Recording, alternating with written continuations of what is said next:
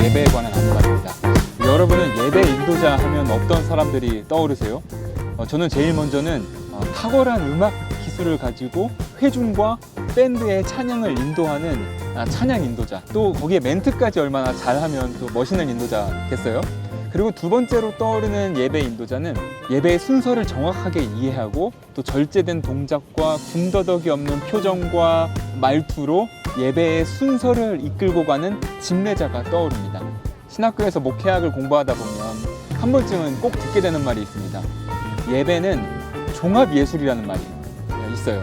사실 그렇죠. 앞서 말씀드린 두 유형의 예배 인도자만 떠올려 보더라도 음악 기술이라든지 제스처라든지 표정이라든지 이렇게 어떤 예술적인 감각을 동원해서 표현해야 하는 능력들이 요구되는 것도 사실인 것 같아요. 그런데 이 두 유형의 예배 인도자의 전제는 뭐냐면 예배 인도자가 무대 위의 사람이라는 겁니다. 무대 위에서 지시하고 무대 위에서 안내하여서 예배를 이끌고 가는 사람들이 바로 이런 사람들인데, 그래서 한편으로는 그렇게 생각을 해봐요. 혹시 무대 위에 예배 인도자 말고 무대 아래에 혹은 무대 바깥에 무대 뒤에서 예배를 인도하는 예배 인도자는 없을까 하고 생각을 합니다. 오늘은 그 얘기를 좀 하려고 하는데요. 힌트는 제가 지금 여기 와 있는 공간입니다. 저는 지금 박물관에 와 있는데, 앞서서 말씀드린 대로 예배가 종합예술이라고 한다면 무대 위에서 예술적인 행위를 표현으로 하는 사람들이 있을 수도 있고, 또 한편으로는 무대뿐만 아니라 회중들이 참여하는 공간 전체를 구성하고 기획하여서 그들이 자신의 예배에 참여할 수 있도록 디자인하는 사람, 눈치채신 분들도 계실 것 같은데 바로 큐레이터입니다. 큐레이터는 예배를 지시하지 않고요, 회중이 저마다 예배의 공간에서 자신이 하나님 경험을 할 수 있도록 공간을 구성하고 환경을 만드는 사람을 뜻합니다. 오늘은 큐레이터로서의 예배 인도자에 관해서 여러분들과 이야기를 나눠보도록 하겠습니다.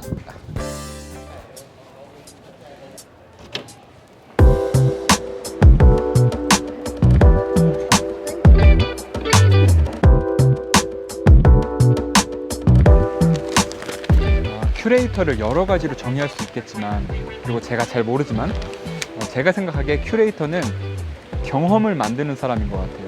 그냥 단순히 좋은 작품을 한 공간에 때려 박아 놓는 것이 아니라 여러 작품들을 선택해서 그것을 하나의 주제로 가지고 엮어내는 이야기를 통해서 사람들이 경험하게 할 수 있게 해주는 것이 바로 큐레이터의 일 아닌가 저는 생각을 합니다. 그렇기 때문에 큐레이터에게는 되게 여러 가지 능력들이 요청이 되는 것 같아요. 그러니까 예를 들면 일단은 좋은 작품을 고르는 안목이 필요할 것 같고, 그리고 그 서로 다른 이야기들을 하나로 엮어내는 스토리텔링 능력도 필요한 것 같고, 그리고 이게 박물관과 협력하는 일이기 때문에 박물관과 갤러리의 그 관계자들과 협상하고 예산을 세우고 하는 복잡한 일도 감당해야 해서 그런 행정적인 일도 또 정치적인 일도 필요한 것 같고, 그리고 예술가와 협력하는 능력도 필요한 것 같습니다. 그리고 이런 안내 책자와 또 브로셔들을 만들 수 있는 능력, 그리고 자신의 작품을 설명할 수 있는 능력도 필요한 것 같고, 여기에는 되게 자질구레하고 디테일한 과정들도 포함이 된다, 저는 그렇게 생각을 합니다. 새로운 예배 인도자의 모습도 저는 이와 비슷할 수도 있겠다. 단순히 예배 인도자가 무언가를 지시하기보다도 회중들이 그 예배 공간 안에서 자신의 경험을 할 수 있도록 환경을 조성하는 사람, 그래서 저마다 하나님 경험, 저마다 이웃을 만나는 경험을 할 수 있도록 그 경험을 제공하는 공간을 마련하는 사람이 바로 큐레이터로서 예배 인도자일 수도 있겠다, 그런 생각을 해봅니다. 그렇기 때문에 되게 복잡한 능력들이 요청이 되겠죠. 예술가로서의 능력도 요청이 될 것이고, 또 정치가로서, 협상가로서, 그리고 행정가로서 여러 가지 능력들이 요청이 될 것 같아요. 그냥 단순히 혼자 잘나기보다도 그것을 지휘하고 구성할 수 있는 좀 총체적인 안목도 필요한 것 같습니다. 그리고 무엇보다 가장 중요한 것은 익숙한 것에 만족하지 않으려는 상상력. 아니, 왜 흔히들 그런 얘기 하잖아요. 기독교가 시대의 아젠다들에 있어서 되게 뒤처져 있다. 그러니까 예를 들면 뭐 페미니즘, 동물권, 기후위기 이런 문제들에 있어서 기독교가 굉장히 침묵하고 있다, 논의를 이어가지 않고 있다라고 비판하는 거를 뭐 여기저기서 듣고, 특별히 최근에는 클럽하우스에서 이런 이야기들을 많이 들었던 것 같아요. 그런데 물론 사실인 부분도 있는 것 같아요.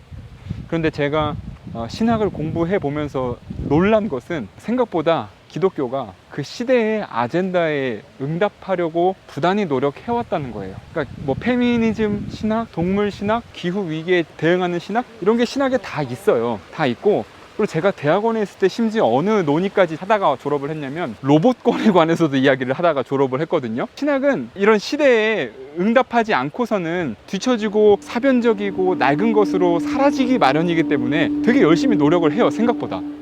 그런데 왜 그렇게 열심히 신학이 노력하는데 왜 내가 그걸 모르느냐, 왜 나는 그런 걸 모르느냐 했을 때, 저는 그 신학이 경험되지 않았기 때문이라고 생각을 합니다. 그러니까 아무리 좋은 신학이 있고 아무리 좋은 논리가 있어도 그것이 경험으로 와닿지 않으면 우리 삶에서 진정한 변화를 일으키기는 쉽지 않다고 봅니다. 그리고 그 경험의 공간이 저는 예배라고 생각합니다. 아무리 좋은 신학도 예배 안에서 힘을 얻거나 예배의 언어로 정착하지 못한다면 단순히 몇몇 관심 있는 사람들의 지적 놀이로 끝날 수도 있다. 그런데 이 이야기를 하면서 제가 생각이 든 건데, 아니 그러면 신학이라는 게 꼭 교회에서만 이루어져야 되느냐? 이런 얘기들을 하실 수도 있을 것 같은데, 저는 그렇게 생각하지는 않습니다. 물론 신학이 학문으로서 교회 바깥에서 교회의 눈치를 보지 않고도 자유롭게 발전될 수 있어야 된다고 저는 생각을 해요. 그런데 그런 신학이라 하더라도 진짜로 생명력을 얻기 위해서는 예배의 언어로 전환되어야 된다고 저는 생각을 합니다. 그러니까 좋은 학문으로는 남을 수 있겠죠. 그런데 그것이 우리 그리스도인의 삶에 밀접하게 달라붙기 위해서는 그것이 예배 안으로 들어와야 한다. 그래서 예배 인도자는 좋은 신학이 있다고 한다면 예배라는 경험의 공간에서, 또 교회라는 경험의 공동체에서 그것을 어떻게 경험화시킬까에 대해서 치밀하게 고민을 해야 된다고 저는 생각을 합니다. 그러니까 예배라는 것은 다분히 경험적인 거거든요. 그러니까 설명적인 것이 아니고 경험적인 거예요. 그러니까 과거에 있었던 하나님의 구원 사건을 오늘 우리의 현재 사건과 연결시켜서 새로운 사건으로 빚어내고, 그리고 그것이 미래에 일어날 사건으로 기대하게 만드는 그런 경험의 공간이 바로 예배이기 때문에, 예배를 어떻게 만들까를 고민하는 것은 그냥 단순히 어떤 전통을 충실히 지키느냐, 어떤 노래를 어떻게 부르느냐, 얼마나 좋은 설교를 하느냐, 물론 이런 것들이 다 포함되겠지만 이런 것들을 종합하고 혹은 이런 것들을 모두 극복하여서 어떻게 좋은 경험을 만들 것인가, 어떻게 사건을 만들 것인가, 그게 되게 중요하다고 저는 생각을 합니다.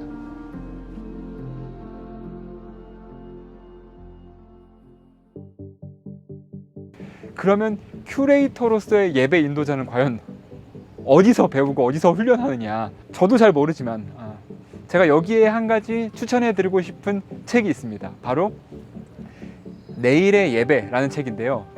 원제가 큐레이팅 워십이에요. 감이 오시죠? 여태까지 제가 했었던 이야기들이 사실 이 책에 많이 담겨 있고요. 이 책은 조니 베이커라는 사람이 쓴 건데, 영국을 중심으로 하고 있는 대안적인 예배 운동, 그리고 선교적 교회 운동의 평신도 리더예요, 이 사람이. 실제로 이 사람은 예술가이고 그 큐레이팅의 관점으로 예배를 기획하고 또 소개하고 있는 사람입니다.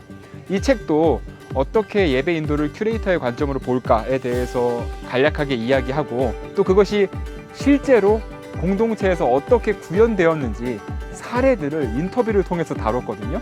이 책은 브랜든 선교연구소에서 나왔고요. 이 책을 옮긴 사람을 보니까 유튜브 예배에 관한 아무 말을 운영하고 있다. 읽어보면서 참 좋아서 여러분들에게도 소개하고 싶어서 이렇게 함께 잠깐 나눴습니다. 사실 코로나19로 인해서 우리가 예배를 앞으로 어떻게 드려야 될까 많은 고민이 있잖아요. 그때 이렇게 해야 된다라고 대답을 내려주기보다도 우리에게 새로운 아이디어를 줄 수 있는 그런 자극들이 좀 필요하다고 생각을 하거든요. 새롭게 상상할 수 있는 자극들이요.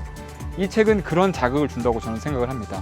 제가 이 책을 번역하는 과정에서 제가 실제로 개척을 할지 안 할지는 모르겠지만 상상으로는 한 교회 100개는 지금 개척하고 한 새로운 대안적인 예배 한 200개는 들어본 것 같아요. 그러니까 이 책을 읽으면서 얼마나 그런 상상력들이 자극되고 저를 교회와 예배를 고민하게 만들었는지 모릅니다. 제 채널을 구독하시는 분들은 예배에 대해서 깊은 고민들을 갖고 계신 분들이 많으실 테니까 이 책이 여러분들에게 분명히 도움이 되실 거라고 생각하면서 적극 추천해 드립니다.